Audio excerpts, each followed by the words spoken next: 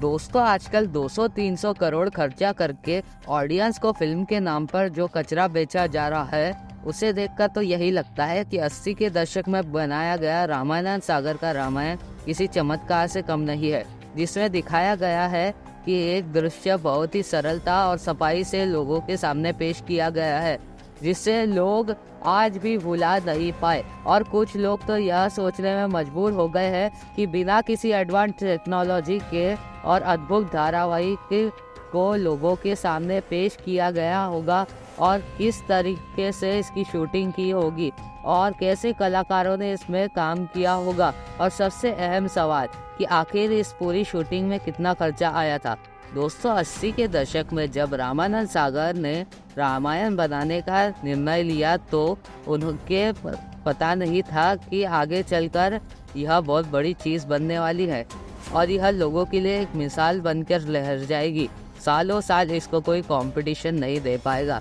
तो बस इतना ही पता था कि मर्यादा पुरुषोत्तम भगवान श्री राम के जीवन पर बनने वाली इस रामायण को बहुत ही सरलता और बहुत ही बारीकी से तैयार करना होगा, जिसके लिए उन्होंने सबसे पहले तो शूटिंग के लिए एक जैसी जगह ढूंढी जहाँ पर नदी, मैदान, पहाड़ और समुद्र का तट हो, ताकि एक साथ अलग अलग दृश्य को फिल्माने में ज़्यादा दूरी न तय करना पड़े।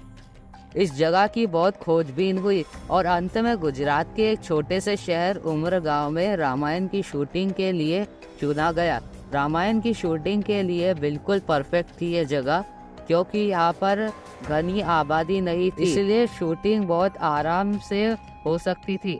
550 दिन पूरे कास्ट और क्रू मेंबर्स ने मिलकर इस जगह पर रामायण के 78 एपिसोड्स को फिल्म उमरगांव माया नगरी मुंबई से 4 घंटे की दूरी पर स्थित था, इसलिए ज्यादातर कलाकार शूटिंग के बाद यही रुक जाया करते थे। रावण का किरदार निभाने वाले अरविंद त्रिवेदी तो मुंबई से ट्रेन पकड़कर उमरगांव शूटिंग के लिए आते थे, जबकि बाकी कलाकार यहीं रुककर अपना काम करते थे। और इस दौरान सभी कलाकारों में बहुत ही ज़्यादा मेल जोल बढ़ गया था। सब लोग परिवार की तरह रहने लगे थे। तभी तो रामायण की शूटिंग आखिरकार वह दिन था जो आखिरी दिन था। उस दिन सबके आंखों से आंसू आने लगे, मानो उसके लिए कोई अनमोल चीज़ छीनी जा रही है। जब रामायण धारावाहिक का टीवी पर प्रसारण किया जाता था तो सब जगह भीड़ भाड़ खत्म हो जाती थी और लोग अपने घरों पर बैठकर रामायण देखा करते थे और सब लोग टीवी के आगे टिककर बैठ जाते थे।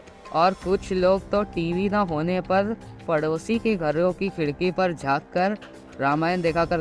क्या आपने कभी ऐसे रामायण देखी है? कमेंट बॉक्स में ज़रूर बताएं। रामायण देखते बहुत से लोग तो थे, पर रामायण को केवल एक धारावाहिक नहीं समझते थे, बल्कि प्रभु श्री राम की साक्षात छवि समझकर टीवी पर माला चढ़ाते थे। और वह इसे साक्षात श्री राम की छवि समझकर टीवी पर माला चढ़ाते और पूजा भी करते थे।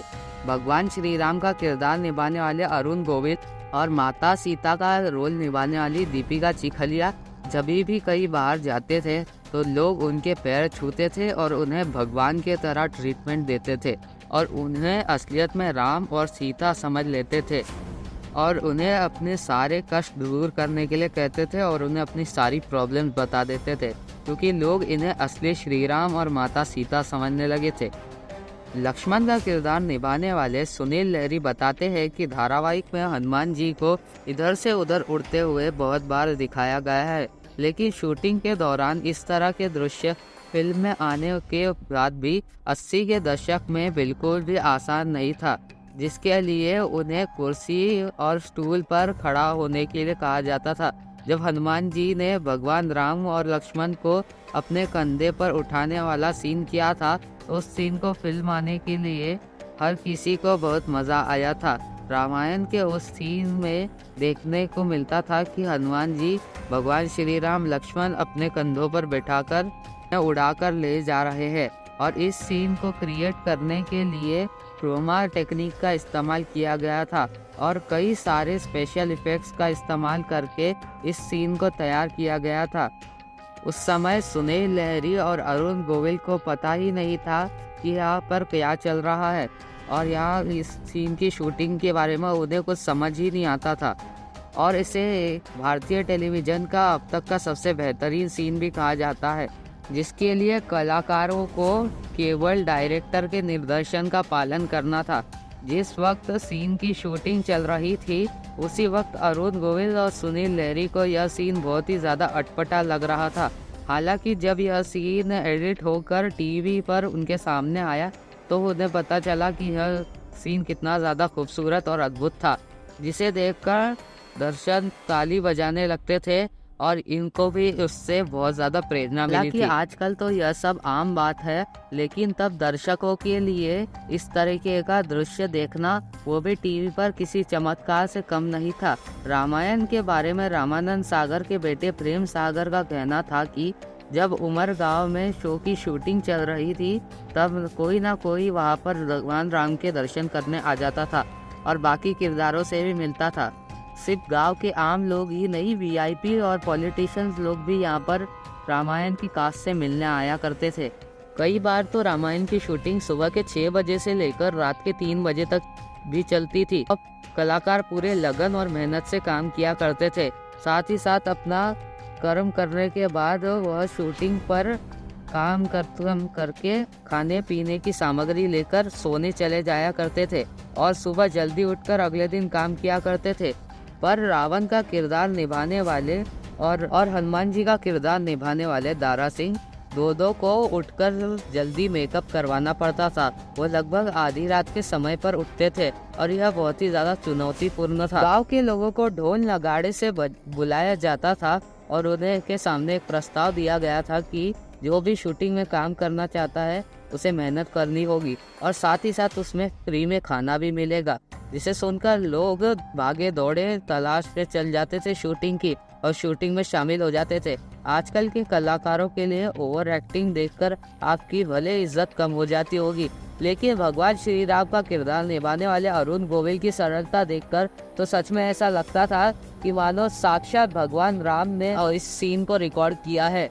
कि जब उन्हें पता चला रामानंद सागर रामायण बना रहे हैं तो उससे वे रोल मांगने के लिए वो पहुंच गए। उनसे कहा तो वो राम के किरदार मानना चाहते थे, पर उसके बाद रामानंद सागर जी ने इसके लिए पूरी तरीके से मना कर दिया और उन्हें ऑडिशन से रिजेक्ट कर दिया। पर उसके बाद कुछ दिन बाद अरुण गोविल जी को वापस बुलाया गया और उनकी साधारण मुस्कान को देखकर, उनकी सरलता को देखकर उन्हें राम जी का रोल दे दिया गया। उसके पहले राम जी के रोल के लिए उनकी लुक टेस्टिंग हुई और फाइनली उन्हें ये रोल दे दिया गया, क्योंकि उनकी मुस्कान बहुत ही सरल थी जो इस किरदार के लिए बहुत ही ज्यादा जरूरी था। माता सीता का सरल किरदार निभाने वाली दीपिका चिखलिया ने जब बी ग्रेड फिल्मों में काम करती थी और उसके बाद वह उन्हें विक्रम बेताल मूवी में रोल मिला था और साथ ही साथ एक सीरियल में भी वो काम करती थी, तब उन्होंने देखा था कि रामानंद सागर जी से मिलने कई सारे बच्चे आए हुए हैं और उसके बाद उन्होंने जाकर उनसे पूछा, तब उन्हें पता चला कि लव और कुश के रोल के लिए ये बच्चे आए हुए थे और रामानंद सागर जी एक रामायण शो बना रहे हैं। तो उन्होंने अपनी इच्छा प्रकट की कि उन्हें सीता का रोल करना है। तो उनकी लुक्स को देखकर और उनकी स्माइल को देखकर लुक टेस्टिंग की गई और उसके बाद उनका ऑडिशन लिया गया। पहले तो उनका लुक सही नहीं बैठ रहा था, पर बाद में जब लुक टेस्टिंग के बाद उन्हें सिलेक्ट कर लिया गया, क्योंकि उनका डायलॉग डिलीवरी का तरीका बहुत ही सरल और अच्छा था। तो उसके बाद रामानंद सागर जी ने उन्हें सीता माता का रोल दे दिया और जब रावण की बात आती है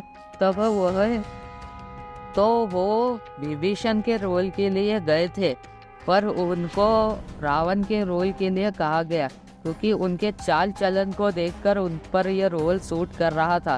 तो उनको अरविंद त्रिवेदी जी को यह रोल दे दिया गया और उसके बाद उन्होंने रामायण में काम किया।